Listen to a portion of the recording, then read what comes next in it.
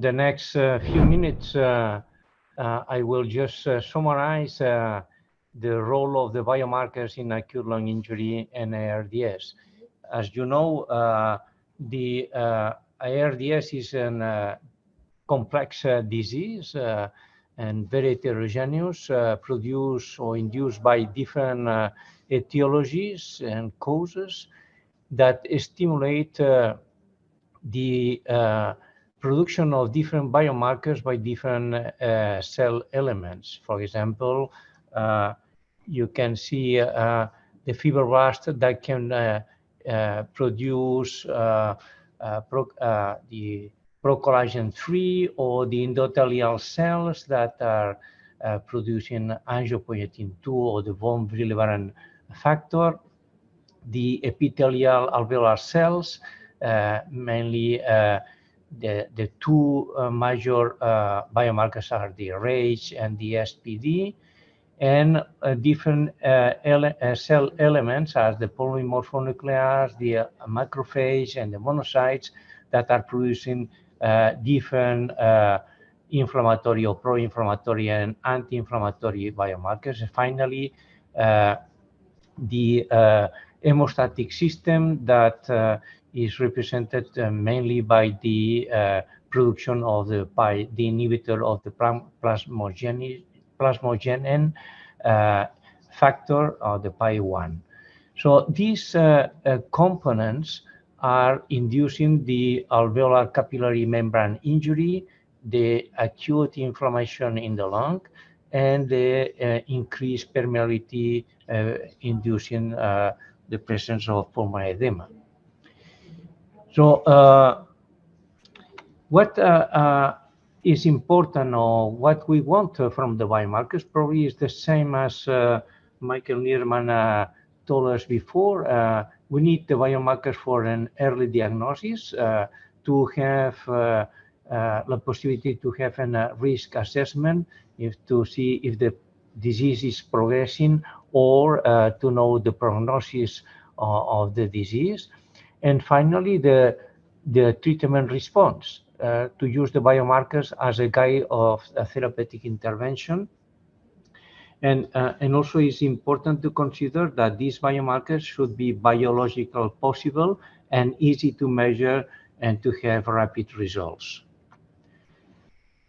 In the ARDS NET and in the ARMA study, they were identified different, the majority of the biomarkers that I showed you previously that were related to the outcome and predicting death in these patients from acute inflammation or endothelial injury or the procoagulant activity.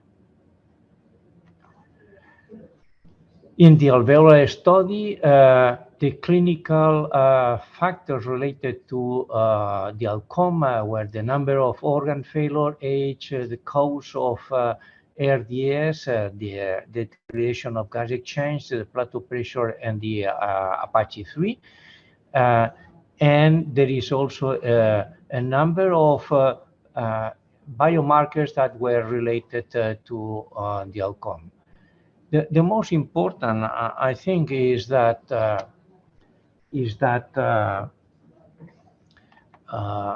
no pasa. No? ¿Qué pasa?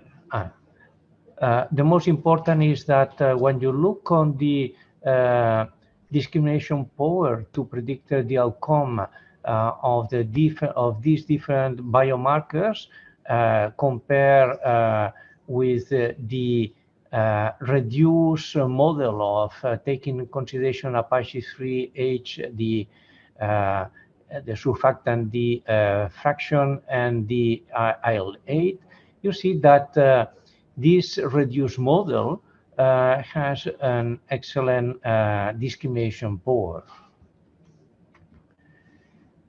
The same when we consider the combination of biomarkers with clinical data, and when we compare the multiple biomarkers that improve the mortality prediction in acute lung injury. This paper from Karen Calfee, shows that the prediction of the death in ARDS patient is much better when we're combining clinical and biomarker, and much better than if you consider only the biomarkers by itself. It's important also to know if the biomarkers are useful to see the impact of the different treatment, especially in those patients that are intubated with mechanical ventilation. And in this figure, you can see that the plasma biomarker of SPD, RAGE, or TNF-R1, you see that the levels is lower when they are ventilated with a very protective, with mechanical ventilation, with a low tidal volume and a higher PEEP. That means that the biomarkers can be useful to see the biological response of the lung in front of different mechanical ventilation strategy.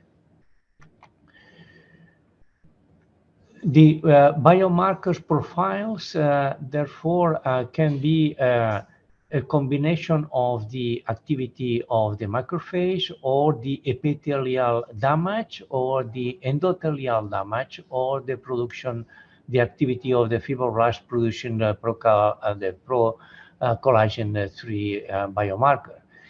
The combination or the analysis of these different biomarkers can give you an idea of the balance of the epithelial damage in front to the endothelial damage, and this can be very important to understand the biological changes and then to adapt our therapeutic strategy.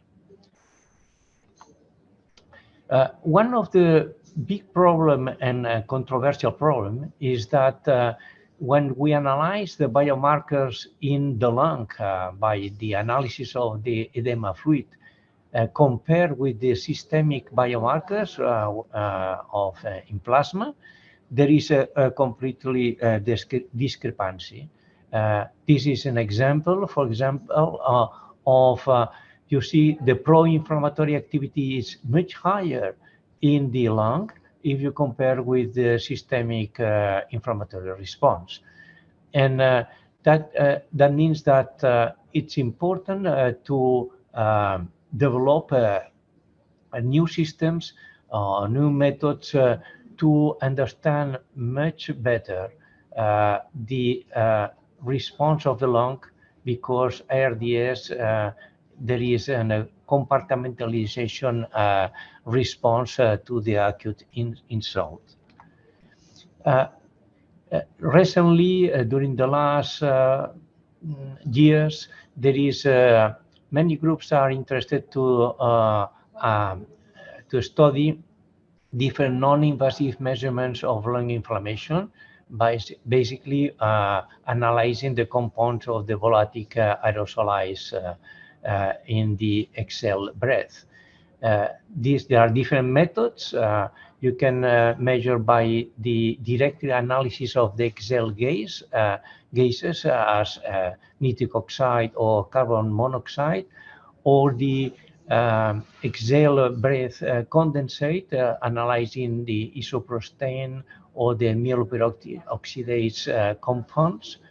And more recently, the volatile organ compounds in the breath exhale air, looking on the isoprene, pentane, or acetane, other volatile compounds that are characteristics of this disease. The exhale breath analysis is not a new thing. This was used many years by physicians to diagnose some diseases, and now with the new technologies we are able to identify the different volatile compounds, organic volatile compounds, that to identify a specific signature that corresponds to acute lung injury. Recently, it was described other methods to simplify the analysis of the XLR by analyzing the samples collected in the filter of the humidification system that can be later analyze these compounds that are trapped in this filter. So the volatic organ compounds in the exhaled air may serve as a biomarker for acute lung injury and ARDS, and there are some recent papers that demonstrate this, and can be integrated in the analysis of the exhaled air with an electronic nose, resulting in a specific breath printings. And this, I think, in the future could be very useful to have to incorporate in the ventilators to have a biological monitoring of these patients, in addition to the physiological parameters that are monitored today.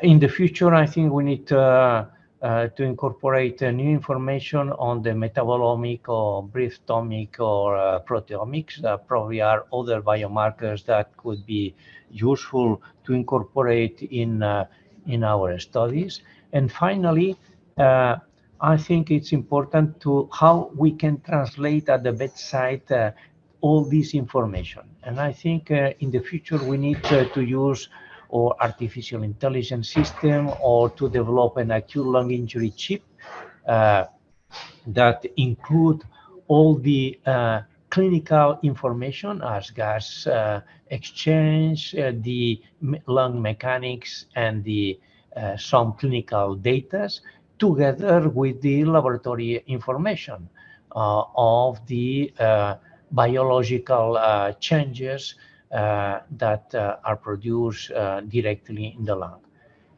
If we have this both information together, we can have the possibility to integrate both parameters, I mean a group of parameters, I mean clinical and biological, and to have a more precise diagnosis of patients with ARDS, and therefore to decide the better treatment of these patients, and also to evaluate the treatment response in these patients.